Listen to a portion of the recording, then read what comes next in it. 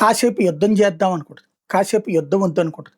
ఓ పక్కన సైన్యాన్ని పంపిస్తుంటది. ఇంకో పక్కన సైన్యాన్ని వెనక్కి పిలిపిచ్చేసుకుంటారన్నటువంటి ప్రచారం జరుగుతుంటది. ట్రంప్ రోజు ట్రూత్‌లో ఒకటి చెప్తుంటాడు. వాళ్ళ పేపర్‌లు, టీవీలో ఒకటి చెప్తుంటాయి.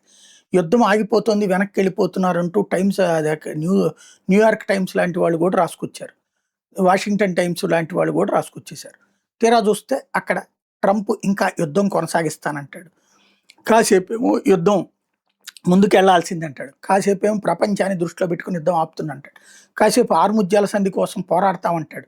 విముక్తి చేస్తానంటాడు. కాసేపేమో హార్ముజ్జాల సంధి వల్ల మాకే ప్రయోజనం లేదు. దాంట్లో మాకేముంది, అక్కడి నుంచి ఆయిల్ ఉత్పత్తి చేసుకో. మా ఆయిల్ మా దగ్గరుంది. కాబట్టి దాని మీద ఆధారపడ్డటువంటి వాళ్ళు మీరందరితో అనుకోండి, మాకు సంబంధం లేదంటాడు. కాసేపు హార్ముజ్జాల సంధి దిగ్బంధం నుంచి విడిపిస్తామంటాడు. కాసేపు గల్ఫ్ దేశాల రక్షణ మాదంటాడు. గల్ఫ్ దేశాలు ఆళ్ళ రక్షణ ఆళ్ళు చూసుకోవాలంటాడు. నాటో మాతో భాగం అంటాడు. నాటో మా మాట వింటలేదు కాబట్టి దాన్ని వదిలేస్తామంటాడు.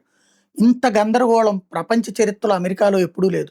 అమెరికాలో ఒక అధ్యక్షుడు విదేశాంగ విధాన్ని ఇంత పెంట పెంటగా చేసినోడు ఎవడూ లేడు. నా వయసు ఇప్పుడు 50 ఏళ్ళు వచ్చేసి. ఈ 50 ఏళ్లలో నేను ఇంత దరిద్రంగా అమెరికాలో ఉన్నటువంటి విధానాలను ఎప్పుడూ చూడలేదు. ఇంత గందరగోళంగా ఎప్పుడూ చూడలేదు. వాళ్ళ దేశంలో ఇది మరి ఎందుకు అంగీకరిస్తున్నారో, ఎలా అంగీకరిస్తున్నారో అర్థం కావట్లేదు.